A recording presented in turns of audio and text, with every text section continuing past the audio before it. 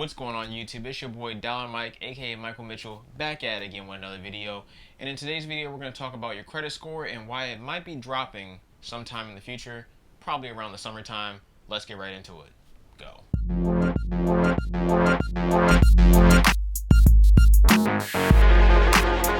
As I mentioned, your credit score could be dropping as soon as the summertime this year, 2020, due to the new FICO 10 model. Currently, we are on the FICO 9 model, and FICO is essentially a group of large companies and corporations that basically understand what you're doing with your credit and give you a credit score. That's kind of the basic gist of it. But with the new FICO 10 model, there are 4 different changes that could either positively or negatively impact your credit score going forward in the future. But let's go over real quick how your credit score is determined right now. If you guys haven't seen my how to get a perfect credit score in 2020 video, I highly suggest you check that out because it'll go over the things I'm about to mention right now in greater detail. But let's go over how your credit score is determined right now and find out how it's going to change in the future. The way your current credit score is decided is 35% payment history. So that means your payment history of any credit card or any line of credit that you have open, 35% of that determines your credit score. That is a high impact on your credit score. So if you have bad payment history, for instance, if you don't pay your bills on time, or you just don't pay them at all, or you don't make the minimum payment, something like that, it'll greatly impact your credit score. That's how it's established right now. So the next part of that is the amount owed. This impacts 30% of your credit score, and that's essentially your utilization rate. So if you have a credit limit of $1,000, you can use one credit card, for example, a credit limit of $1,000, and you use about $500 of that credit limit, so that's essentially half. That's 50% utilization on that particular card. So the whole goal of your utilization rate is to stay under 30%, so that overall would increase your credit score. If you go over that, sure, it'll go down by a couple of points, but it won't greatly impact your credit score. But that's the way it's established right now. Your utilization rate covers all of your lines of credit. So if, for instance, you have 4 credit cards open, they all have $1,000 limit, that means you have $4,000 in total, not $1,000 per card. It's $4,000 in total. So whatever 30% of 4,000 is, that's what you're trying to stay under to keep your utilization rate low. You want to stay under 30%. That's how you increase your score, and that is also a high impact to your score. So the payment history and the amount owed are 2 high impacts to your score. So if they're bad, your credit score is going to be bad. The next highest thing on the list is 15% of your score, and that is the length of your credit history. You cannot control this. This simply depends on how long you had these lines of credit open. That could be a home loan, that could be a car loan, that could be a student loan, that could be credit cards.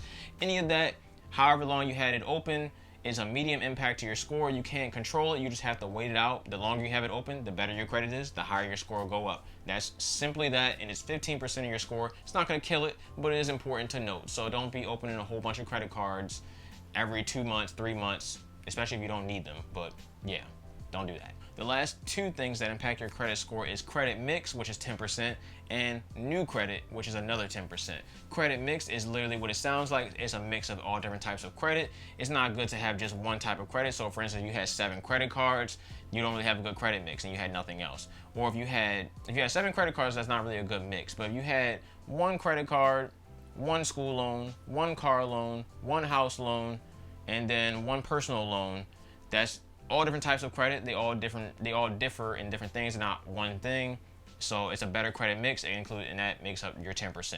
So the more of a credit mix, the better your score will be, but it only will impact your score about 10%. It's a low impact. The other one is new credit. So every time you open up a new line of credit, you don't want to do this too often because this could lower your score, but every time you open up a new line of credit, it does look good, essentially because with new lines of credit, you're increasing your overall utilization. So that means you have more credit available to you that's free for you to use, but you also don't want to go over that 30%. So new line of credit, it's cool. It only impacts 10%. It's low. It's not gonna do nothing crazy, but remember that utilization rate is the thing to worry about because that's 30%. If you go over 30%, you could possibly lower your score.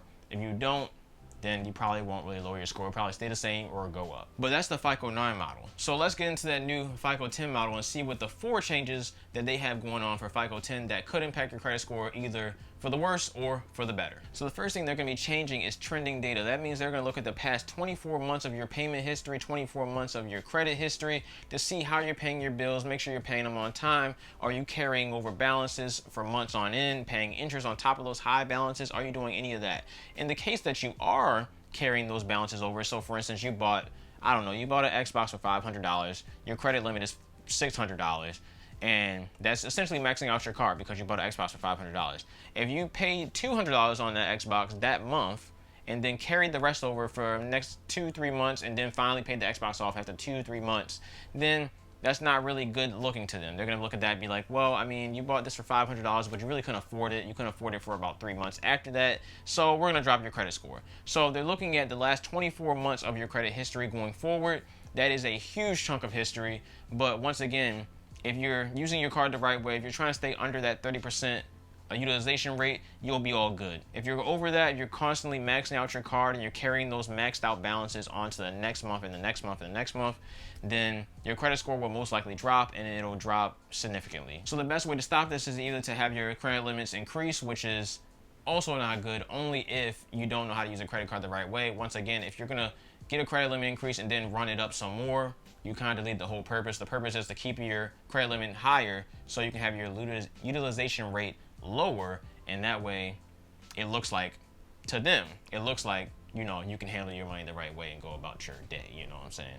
So best way to combat that is to keep your credit limits increased, and also make sure you're paying at least the minimum payment, but overall try to pay in full each month. So if you buy something for $500 in 1 month, try to have it paid for by the end of the month. I understand things happen, you can't do that, but if you're not making at least the minimum payment, then what's going on? There's something up with that. You shouldn't have bought that. If you're not making at least the minimum payment for that month on your credit card, you probably shouldn't have bought that item, product, whatever. So make sure you're only using your credit card as an extension of what you have, an extension of your cash, not using the credit card as a free loan, essentially. So yeah, because it's not free, you're paying interest, so it's gonna suck. You don't want to pay 24% interest on something like that. Sucks. That's dead. That's all the way dead. Or any amount of interest. You don't have to pay any interest, but you know, whatever. So that's the first thing they're changing. That's the training data. 24 months of your payment history is now being tracked, or will be tracked in the future. So be on the lookout for that. The second thing they're changing isn't really that huge, but at the same time it is. So if you're good with credit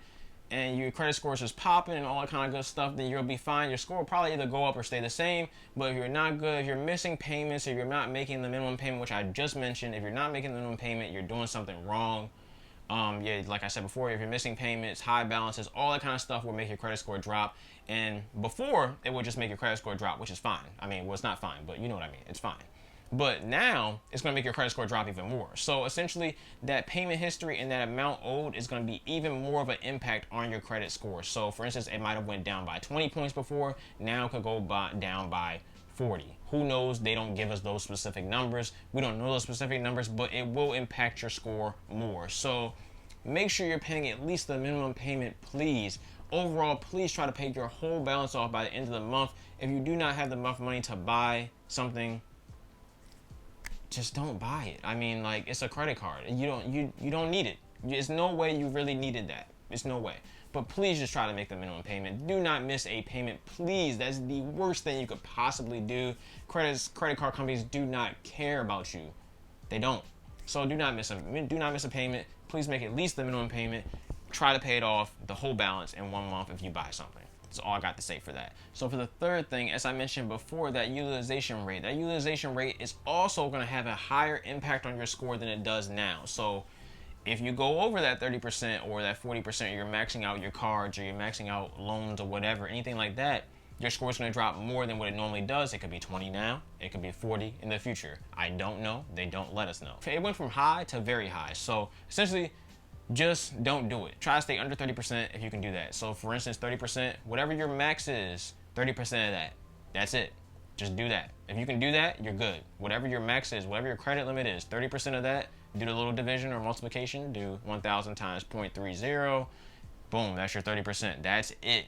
I don't know what your credit limit is, so I can't really, tell you specifically, but yeah, that's kind of it. So the fourth change, I got this all from CNBC, so if you guys want the link, it'll probably be right down below in the description, most likely. But the fourth change is that according to CNBC, early reports are showing that having personal loans could possibly impact your credit score, and it'll impact it for the worse, possibly the better, but it's looking like for the worse. So if you have a personal loan out in your name, it can make your score go down by a few points. We don't know. I don't think it's a big jump or anything. It's not like it's going to go down by 50 points or something like that. But it is something to note.